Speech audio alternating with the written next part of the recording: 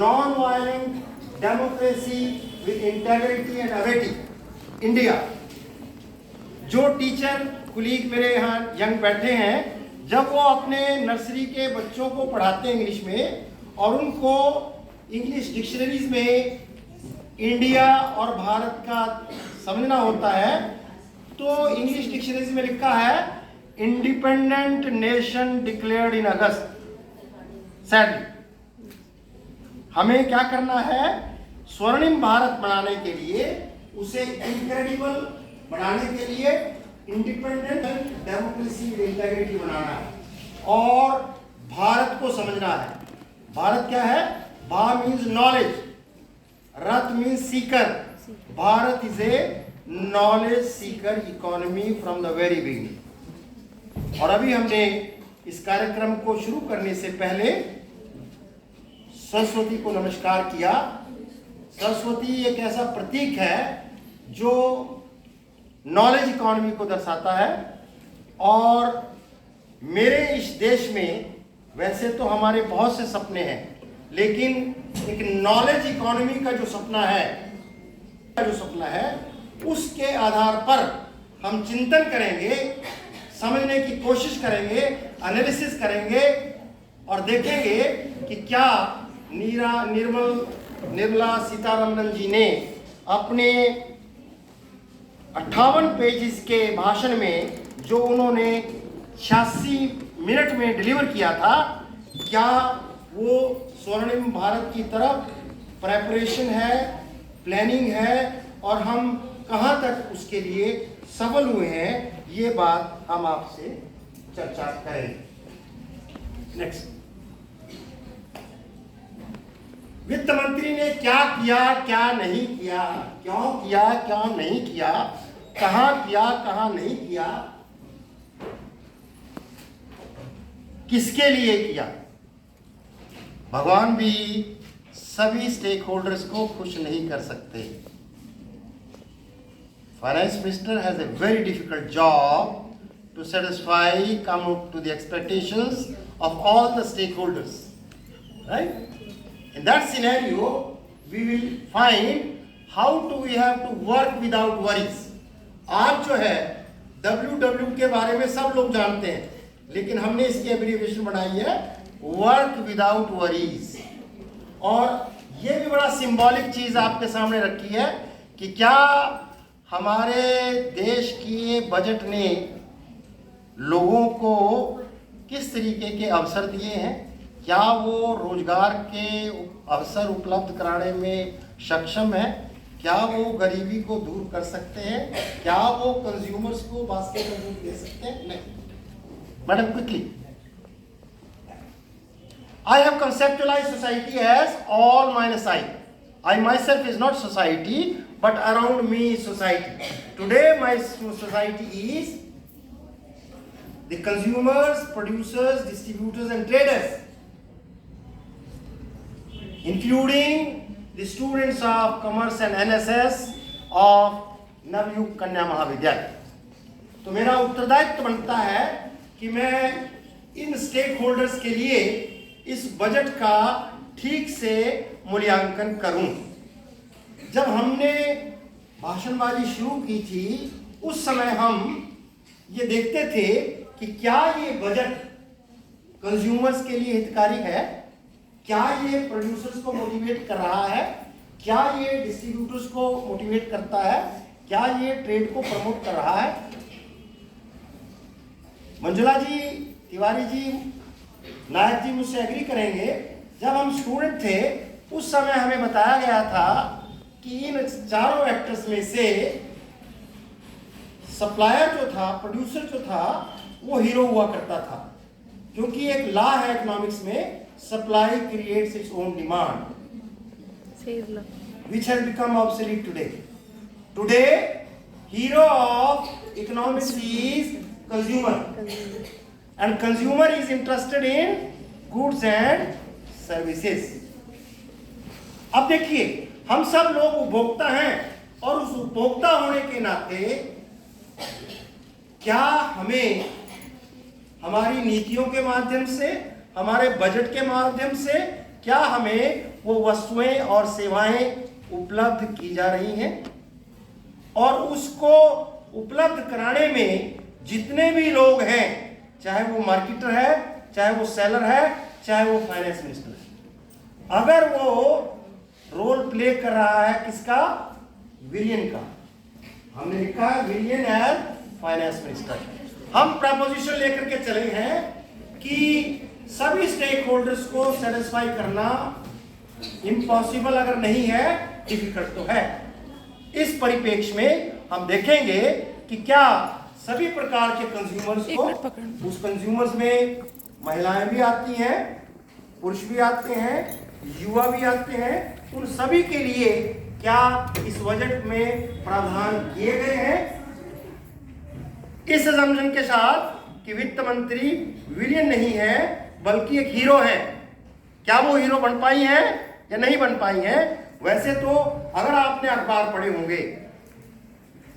बहुत से अर्थशास्त्री जो अपनी स्थिति को ध्यान में रखते हुए कि वो बेटर हुए हैं या उनको इसका कोई नुकसान नहीं हुआ है, वो इसको 100% growth oriented, pro people, pro poor सब बातें कर रहे हैं। लेकिन हम देखेंगे कि क्या हम इस बजट में कहीं तक सक्षम हुए हैं। नेक्स्ट, अब देखिए यहां मैं एक बताना चाहूंगा, सभी लोग जो इकोनॉमिक्स पढ़ते हैं उनको पता होगा एक सोशल यूटिलिटी कब होती है। वो सोशल यूटिलिटी कब क्या बजट के बाद ऊपर जाएगी, वहीं रहेगी या नीचे जाएगी, ये मूल्यांकन किया जा सकता है इस बजट के इंपैक्ट का। इसी तरीके से प्रोड्यूसर्स के पॉइंट ऑफ व्यू से हम देख सकते हैं कि क्या प्रोडक्शन पॉसिबिलिटी कब ऊपर की तरफ शिफ्ट हुई है या वहीं है या नीचे जाएगी। इसी तरीके से हम देखते हैं कि हमारे देश में हम सपने बहुत ले रहे हैं।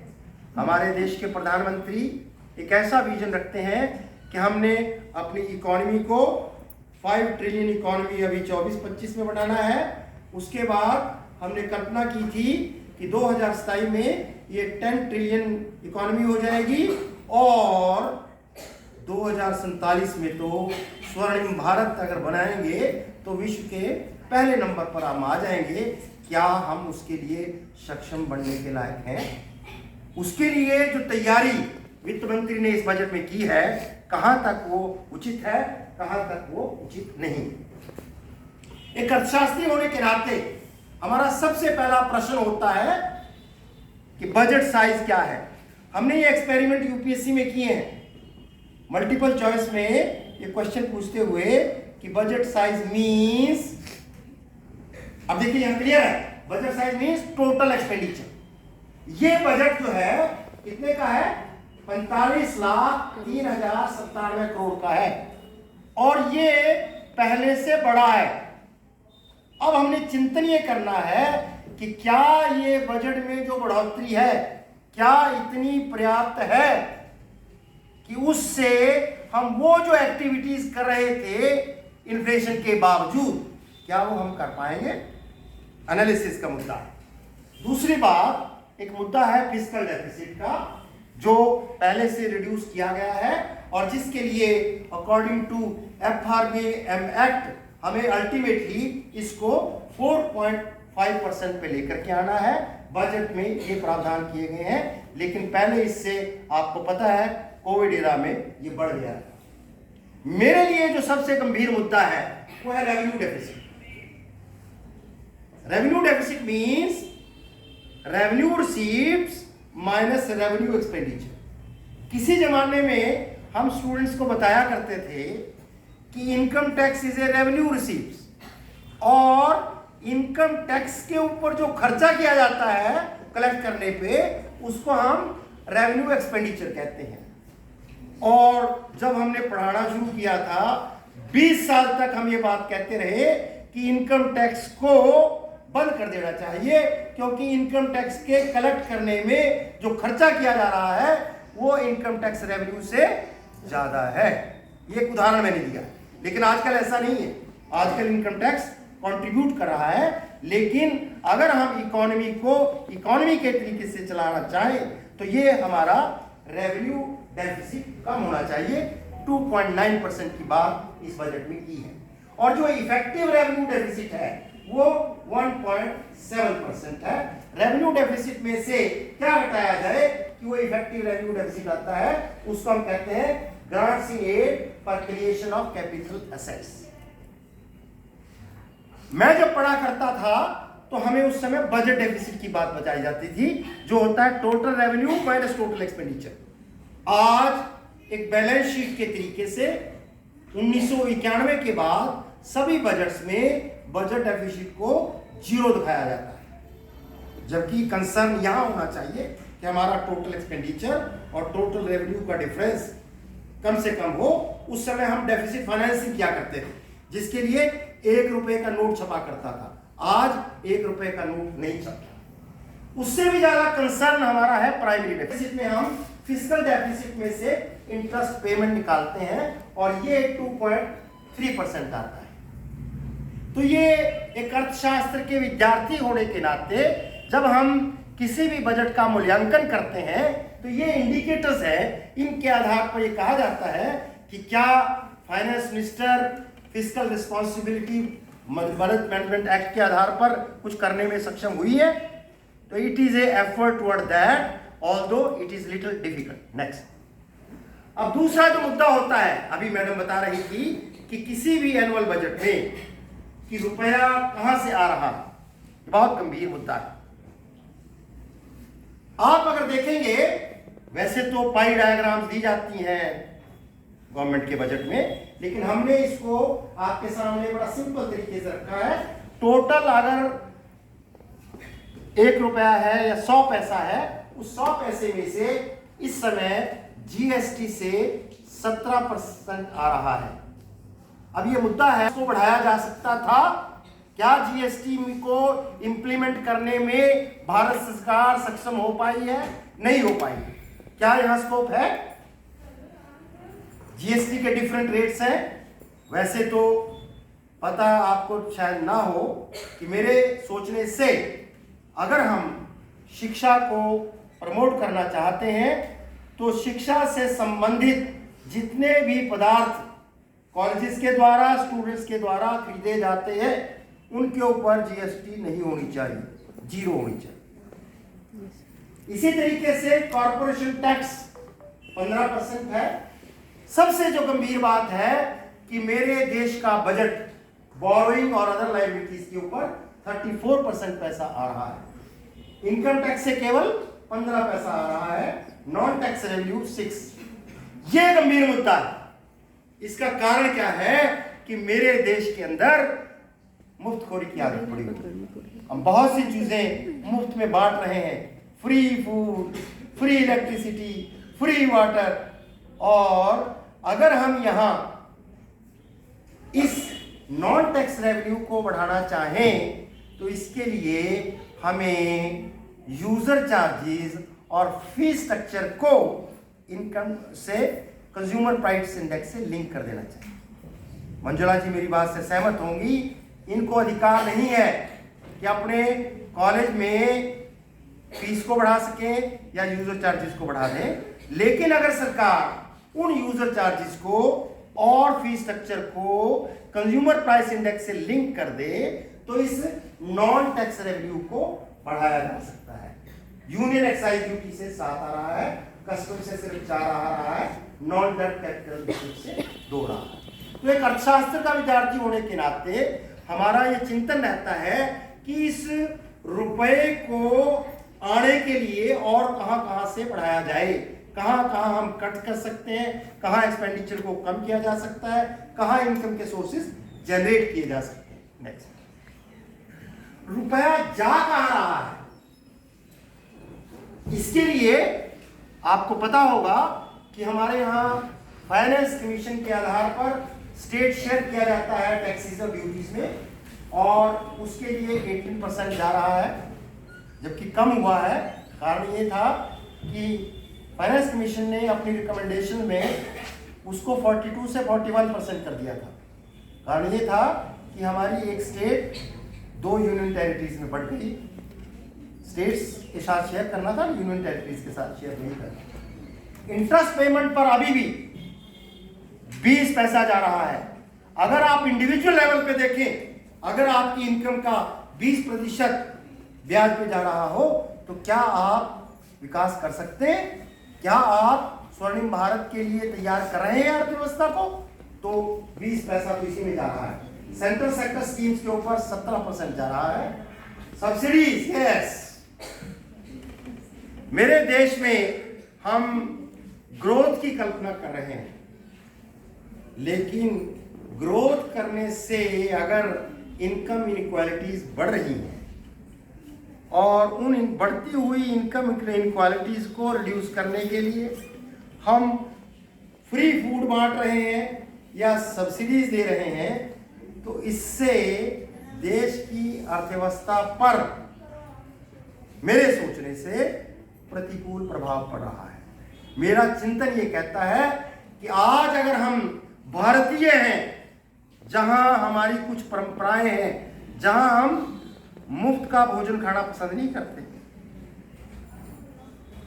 उस राष्ट्र के लोगों के लिए क्या ये संभावना हो सकती है स्वर्णिम भारत में कि ये सब्सिडी 0 हो जाए और यही पैसा जो फिस्कल पॉलिसी के अंदर सब्सिडीज पे खर्च हो रहा है ये मॉनेटरी अथॉरिटी को मिल जाए और वो 0 रेट ऑफ इंटरेस्ट के ऊपर जिन लोगों को खड़ा करना है उनको 0 रेट ऑफ इंटरेस्ट के ऊपर पैसा उपलब्ध कराया जाए और उचित मात्रा में कराया जाए।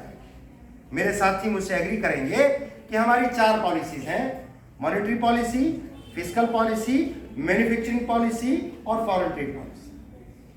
फॉरेन ट्रेड पॉलिसी में एक प्रावधान है जिसमें हमें सेकंड हैंड इंपोर्टेड टेक्नोलॉजी लेने का अधिकार दिया गया है। Why second hand imported technology? I am sad. इसका कारण क्या है कि हम मैन्युफैक्चरिंग सेक्टर में कहते हैं कि आप मॉडर्नाइज कीजिए और उसके लिए मॉनेटरी अथॉरिटी लोन देती है, लेकिन कैप के साथ देती है। उस कैप के अंदर अगर लोन मिल रहा है आपको, वो हम फर्स्ट हैंड टेक्नोलॉजी तो नहीं खरीद सकते, एडवांस टेक्नोलॉजी तो नहीं खरीद सकते, वो सेकंड हैंड टेक्नोलॉजी खरीदते हैं।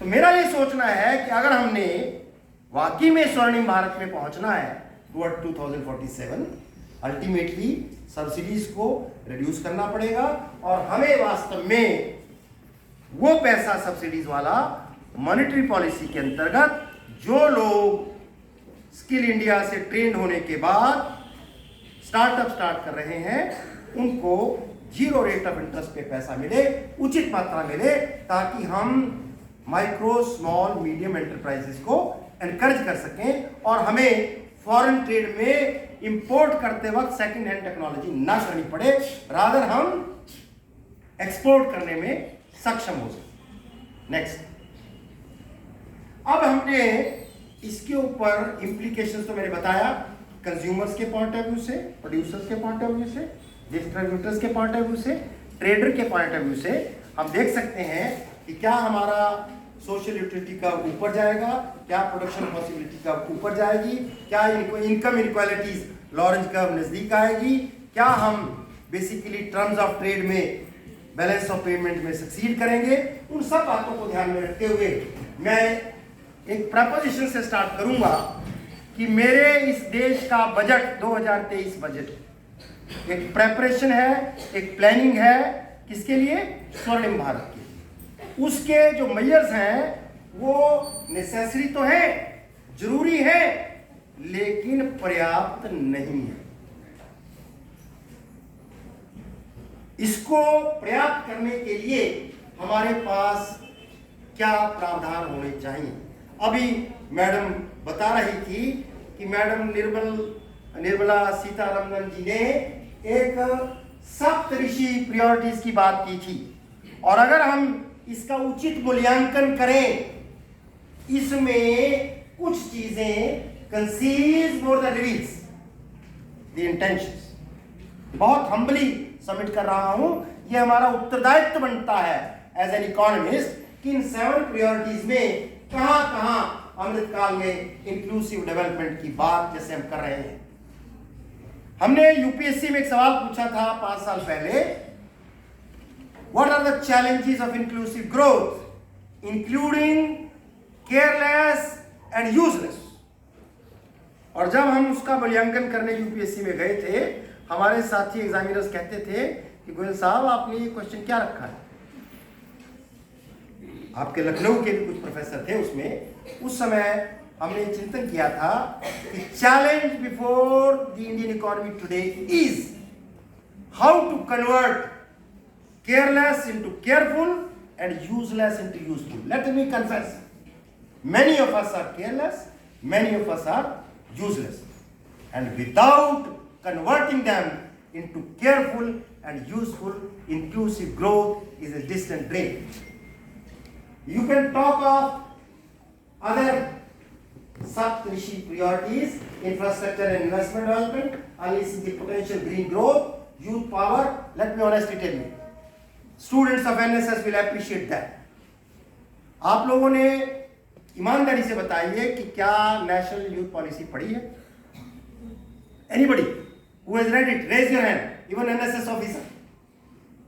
हमारे यहाँ अभी जो लेटेस्ट पॉलिसी पढ़ रही है उसके ऊपर तो डिस्कशन हो रही है, लेकिन नेशनल यूथ पॉलिसी 2014 में भी जो प्रावधान किए गए हैं, जिसमें एजुकेशन हेल्थ की बात तो सब जगह होती है, सबसे गंभीर बात जो इसमें है वो है definition of youth 15 to 29. Secondly, involving youth into democracy and governance. Are we doing that? Are we allowing students to contest elections? Are we really promoting youth to become politicians? Is politics a career for them? We have miserably failed in that. And not only that, I'm sorry to confess before you, although our National Education Policy 2020 is an invention and we teachers have to make it innovation in terms of higher order thinking skills with creativity, innovativeness and critical thinking. Are we able to do that? उसके लिए मैं गंभीरता से एक बात कहना चाहूंगा। आपको पता है कि बजट के अंदर जब हम इनकम टैक्स की बात करते हैं, which is source of income now, इसमें हम इनकम टैक्स के ऊपर भी सरचार्ज देते हैं, एक सेस देते हैं। आप सभी टीचर से मैं निवेदन करना चाहूंगा, पूछना चाहूंगा कि क्या आपको पता है कि आप जो एजुकेशन सेस पे करते हैं उसका प्रयोग कहां होता है? Anybody? I will salute the man who will tell me how education cess is being utilized today. किसी को पता हो? Anybody? Let me tell you. Education cess का प्रयोग केवल मात्र IITs और IIMs के लिए हो रहा है। क्या नवयुग कन्या महाविद्यालय का उस एजुकेशन सेस के ऊपर हक नहीं है? क्या यूपी गवर्नमेंट का हक नहीं है? क्या हरियाणा का हक नहीं है? तो मेरा वित्त मंत्री से यह अपेक्षा थी कि वो स्पेल आउट करें कि इस एजुकेशन सेस का उपयोग नेशनल एजुकेशन पॉलिसी 2020 को इंप्लीमेंट करने के लिए सभी राज्य सरकारों के साथ शेयर किया जाए, क्योंकि आपको पता होगा education cess is not to be shared with states. That is why they going for having the surcharges and cesses. But I have a concern to say as a teacher कि education cess पर नवयुग कन्या महाविद्यालय के छात्रों का भी हक है, teachers का भी हक है। It should be made available to us. जहां तक FRBM एक्ट की बात की गई है, इसके लिए मैं कहा करता हूं कि 2003 में एक्ट बना था, इंप्लीमेंट हुआ है बट हाफ हार्टेडली, क्योंकि इससे inter generation equity fiscal management में संभव हो गई है या हो जाएगी। क्या स्वर्णिम भारत तक हम फिस्कल डेफिसिट को जीरो कर देंगे? क्या सब्सिडीज को जीरो कर देंगे? ये कल्पना मात्र है।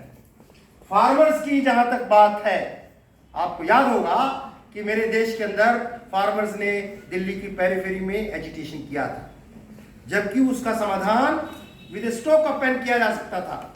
मुझे प्राइम मिनिस्टर ऑफिस से कॉल आया था, मैं कन्फेस कर रहा हूं आपके पास, और मुझे पूछा गया था कि क्या इसको खत्म किया जा सकता है। हमने उस समय कहा था कि पंडित जवाहरलाल नेहरू ने एक ऑर्गेनाइजेशन क्रिएट की थी without taking cabinet into confidence, and that was food corporation of India. आज भी मेरे किसानों के पास स्टोरेज कैपेसिटी नहीं है। अगर उनके पास स्टोरेज कैपेसिटी आ जाए और इस एफसीआई को डिसमेंटल करके उसकी ओनरशिप फार्मर्स को दे दी जाए और उसका यूज बिजनेस प्रपोजिशन के तरीके से खुद अपना रख करके भी उसके ऊपर रेंट दे करके उसको कमर्शियली वायबल बनाए, तो मेरे ख्याल से फार्मर का एजुटेशन समाप्त हो सकता है। और नॉट ओनली एमएसपी को भी, एमएसपी की भी जरूरत नहीं है। आप देखते होंगे कि महाराष्ट्र से आपके पास ओनियन आता है, उन लोगों ने स्टोरेज कैपेसिटी क्रिएट कर ली है and they leave it in A phased manner, इसीलिए वो ज्यादा कीमत के ऊपर अपना ओनियन बेच पाते हैं, प्याज आपको ज्यादा कीमतों पर मिलता है। इसी तरीके की संभावना हर पदार्थ के ऊपर हो सकती है। एजुकेशन सेस की बात मैं आपसे कर चुका हूं इंप्लीमेंट करने के लिए। फाइनेंस मिनिस्टर ने जेंडर बजटिंग का जिक्र शायद किया है या नहीं किया, लेकिन एलोकेशंस कुछ वो वीमेन एम्पावरमेंट प्रोग्राम पे करती हैं। That is not gender budgeting. आप सभी महिलाएं हैं, महिलाओं का कॉलेज है। मैं डॉक्टर मंजुला जी से बात कर रहा था कि gender budgeting means which ultimately leads to women empowerment, that may not be directly allocated for women welfare programme. No, I was sharing concern with Principal Manjula ji that I went to use your toilet. There is no urinal there. Many male people do not know how to properly use Western sheet for urinating, and that spoils the Western sheet. If Madam Manjula is able to spend 1,000 rupee on a urinal, that is to be used by men, but ultimately it is going to benefit the women user. Therefore, this is an expenditure on women empowerment. I call it allocation or gender budgeting. Similarly, I justified mirrors. You are going for NAC accreditation. I have been insisting every building, every room must have mirrors, because face is the index of mind, and every teacher before going to class should see to the face looking smart. That expenditure can be, mirrors can be used by male also. I went inside just to see that before the lecture, do I look to be smart? Although I am bareheaded, I have hair, I didn't shave off. I didn't need to comb it. Mirror is not required for combing, but this is basically a tool for personality development. I have converted many students into excellent orators. Many students became good teachers. I just told them how to deliver a lecture in front of a mirror. You can learn the skills, how you people perceive you at the time of your delivery. Then we have to go for middle class to be motivated for Atmanirbhar Bharat. You know what is middle class? Middle class mentality is being talked about in TV serials. Those who look at the MRP, they are called middle class mentality. Although I am a vice chancellor in 4 universities, I remain, and I am the income taxpayer. Even in retired life, this year I paid 15 lakh rupees income tax. Many of the teachers doesn't have salary of that. But the question is, basically, whether we are promoting that middle class, which is affected by demonstration effect. You know very well that strength of India today is middle class. You know, global recession is not because of supply chain management. It is because of demand. There is no purchasing power. People don't have the buying capacity, and they are victim of inflation also, which is wrongly calculated. The methodology to calculate inflation is based on wrong methodology. Every month you get data. That is not basically a monthly inflation rate. It is the annual rate of inflation calculated monthly. We compare the inflation rate from say February 2023 with February 2022. That is not a proper methodology. Even then, we have an inflation rate. If at all we want to become number one economy in the world on the basis of nominal GDP in 2047, at that time, I think inflation is contributing. Middle class can contribute if they are Atmanirbhar. They have to be given certain concessions in real sense, not free, but in terms of controlling inflation. Because poor people are not affected by inflation. Because the basket of goods which is shown in terms of calculating the inflation rate, whether you talk of WPI, whether you talk of CPI, they are not using all those commodities. Rich people are not bothered, they don't see MRP. It is the only middle class which is affected by inflation. And if inflation is taking place in the economy, which they've been targeted, if you have seen MPC committee recommendation, they are concerned about it to keep it under control till 4%. It is around 6% at the moment based on a wrong methodology. And if you do it properly, I think it will be more than that. We have to go in for MSP. Although farmer says minimum support price, I say minimum needs, support needs, and protect needs with wider domain of needonomics. Needonomics means economics of needs, which I have brought out from the logo of LIC, which talks of Nido insurance, Yogam Kshemam Bahamyam. And that Nido insurance and Nido happiness with Nido consumption, Nido production, Nido distribution, Nido trade can take place by making all the stakeholders, consumers, producers, distributors, traders, to go for Nido consumption, Nido production, Nido distribution, Nido trade. And for that, we must have the smart governance. Our consumers should also be smart, rather street smart. Street smart is a person, you know smartphone. But street smart is a person who knows the environment around. Keeping in mind many things to be done in my beloved country towards Swarnim Bharat, we must understand this street smart model, which is basically transparency. Transparency is ensured today by artificial intelligence. I appreciate the uses, but misuses are there. Cyber crimes are taking place. And we have to be alert, aware and awake with Vivek for making use of this transparency, which has led to many crimes. Even I became victim many times. I get 3-4 calls daily from the cyber criminals, particularly from the banking industry. Responsiveness is the name of the game. We waste our resources like anything in our country. We delay things like anything. We have to replace that approach by learning best practices around the world. I have been in South Korea. South Korea, you know, celebrates Independence Day with us on August 15. They are busy like bee because there is snow for 7 months. And they work too much in 7 months. They are able to have their livelihood for 1 year. You know why? Although we claim our culture to be the best culture, but there is nothing bad to learn something from other countries. And they have culture called Palli Palli culture. Palli Palli culture means hurry up, and be quick. Here is a message for that to become responsiveness. We have to do certain things within 24 hours, certain things in 7 days, maximum 1 month, not delaying things. Action-oriented approach. In my beloved country, Madam was talking about the budget proposal 2023-24. It is for a financial year starting on April 1st, which is a Fool's Day.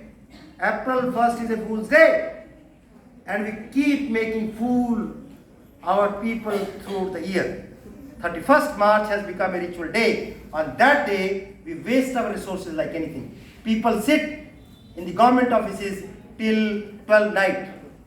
And ultimately, they waste their resources. Heaven is not going to fall. If the money is not spent by 31st March, let it be available to the people in April, May, June, particularly organizing conferences and seminars in colleges and universities. We need to become action-oriented and result-oriented. Morality is the name of game. Ethics in economics. Arthavid Dharma, which I call Neonomics, which is practically flowing from Gita. Anyanya chintanto mayojana pariyupaste tesham nityaviyuktanam yogam kshemam bhamam. Lord Krishna says, if you believe me completely, absolutely and wholeheartedly, whatever you need, that I'll give you. Whatever you have, that I'll take care of. And that is the gentleman promise of God. Just confine to needs. I can certainly say that there is a gentleman promise of God to satisfy your needs, not greeds. Foreign minister cannot satisfy your greeds, but she is able to satisfy your needs, and as a consumer, you have to confine to need of consumption.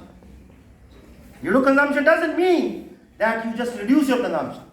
It is righteous consumption, mindful consumption. And from that point of view, we have to become simple. Last, madam, last please. Just last one. Mahatma Gandhi have been talking of simple living and high thinking. But I always say simple living and no thinking. No thinking does not mean that we should not think. We should think of only those things which are in our control. We should not think of those things which are not in our control. And that is the message of my Guru Gita, Heart of Krishna, that you have right on your actions, not on the results. On the basis of that, we can simply become simple, not by saying, but in our actions. We must have patience. Today is 11th of February. We cannot talk of the impact. Impact will be seen after, say, 1 year or 5 years. But we can certainly come out with implications for the consumers, for the producers, distributors, and traders. And for that, we need to increase our emotional quotient. We have to motivate ourselves, motivate others, and empathize with them, not sympathize. The finance minister must empathize with many stakeholders which has not been given many things which should have been given by her. I had a joke on my WhatsApp message I would like to share with you. From the point of view of income taxpayer, there is a old tax regime and a new tax regime. A housemaid approached a lady, landlady, madam, you got budget concessions, kindly increase my salary. काम वाली ने अपनी मालकिन से कहा कि आपको ब्याज में कुछ कंसेशन मिले हैं, आप मेरी तनख्वाह बढ़ा दीजिए। कहते बढ़ा देते हैं, 5,000 थी, कहते 10,000 कर देते हैं, लेकिन आपको अब दिवाली नहीं मिलेगी, आपको होली नहीं मिलेगी, जो फेस्टिवल पे मिलता है वो नहीं मिलेगा। अब वो जो काम वाली है वो चार्टर्ड अकाउंटेंट्स के लिए चक्कर लगा रही है कि क्या ओल्ड स्कीम बढ़िया है या नई स्कीम बढ़िया है। ये इनकम टैक्स के पॉइंट ऑफ व्यू से हमें इसका मूल्यांकन करना है। Love and self attitude. मेरे देश में आत्मनिर्भरता की बात हो रही है।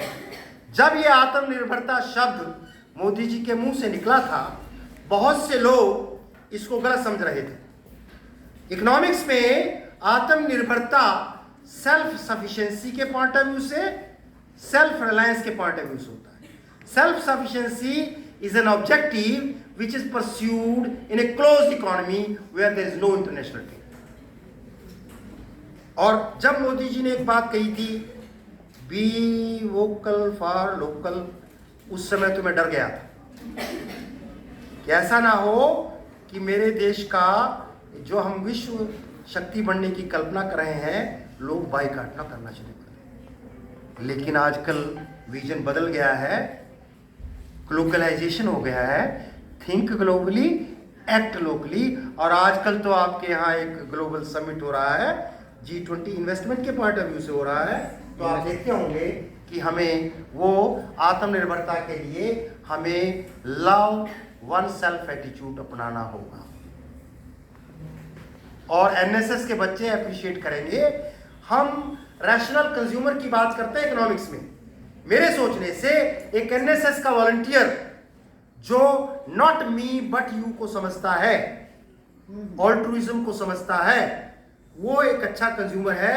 हमारी माँ, हमारी दादी चूल्हे पे जो रोटी बनाती थी वो अपने लिए नहीं बनाती थी, हमारे लिए बनाया करती। और आप सब माएँ हैं, आप देखती होंगी कि क्या आप अपने लिए रोटी बनाती हैं? तो कंज्यूमर की डेफिनेशन, रैशनल बिहेवियर की definition is not maximising his or own utility but selflessness for others to contribute for that.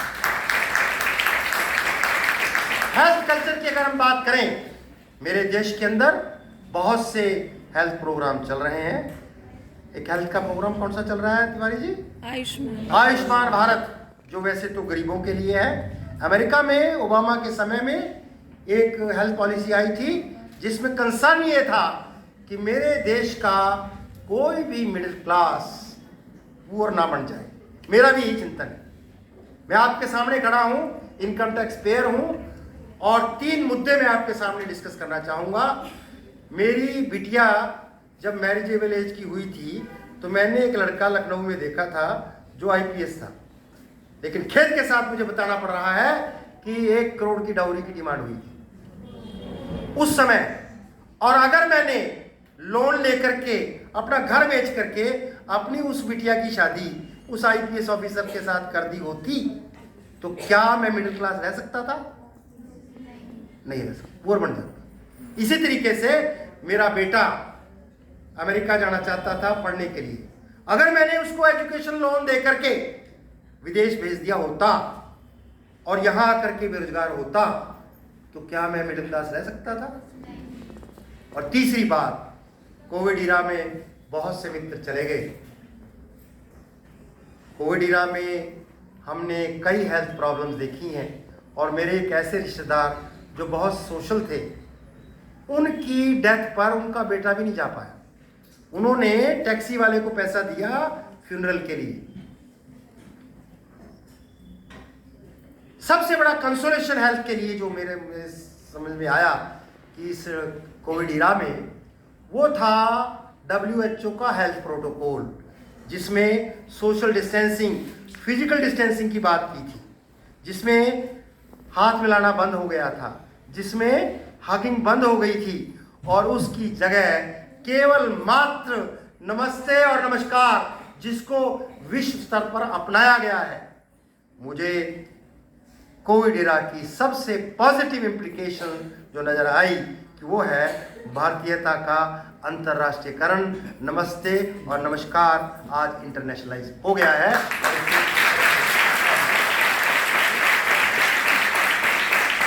Mental level development की बात करूंगा कि मेरे देश में जो तो लोग अपने आप में ठीक समझते हो उनको बजट बहुत अच्छा लगता है, लेकिन अगर मैं कोई बात थोड़ी सी कड़वी कर दूं तो मुझे लोग राष्ट्र विरोधी कहना शुरू कर देंगे। War of words is going on, blame game is going on, और लोग इसलिए इससे दुखी नहीं है कि उनको अपना दुख है, बल्कि वो इस चीज से दुखी हैं कि ये सुखी क्यों है। It is called mental pollution. We have to change that. To enter into स्वर्णिम Bharat, we have to change our looks, we have to change our actions, we have to change our words to make it law of the land.